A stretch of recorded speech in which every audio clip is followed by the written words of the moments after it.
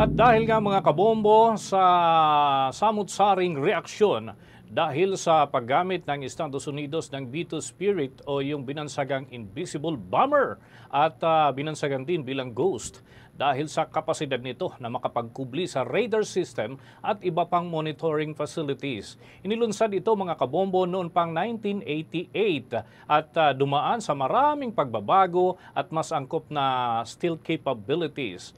May haba itong mga kabombo na aabot sa 69 feet o katumbas ho yan ng nasa 21 meters.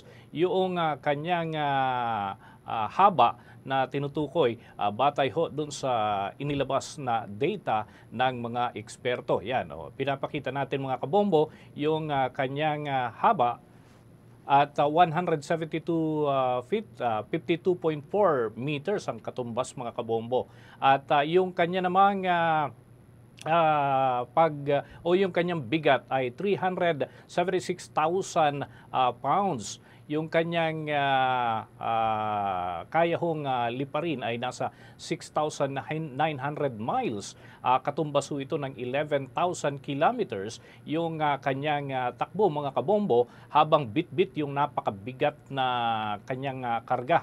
At ito ay yung kanyang tinatawag na range. At dalawang sakay nito mga kabombo, yung mismong piloto at yung mission commander na siyang nagdidikta naman at capable siya na gumamit ng iba't ibang klase ng pampasabog na maaaring ibagsak doon sa mga pasilidad na kanyang target. Ito naman yung tinatawag na payload ng naturang bomber plane at yung capabilities nito mga kabombo, ayan, at yung capable payload capacity ay hanggang 40,000 pounds at conventional and nuclear weapon. At kabilang ho dyan, yung iba pang mga pasilidad na karga nito. Yung combat record ho niya ay subok na dahil nga doon sa mga pagsubok na ginamit itong naturang pasilidad doon sa may area ng Kosovo, Iraq at Afghanistan. And ito nga, yung pinakahuli ay dyan sa Iranian facilities.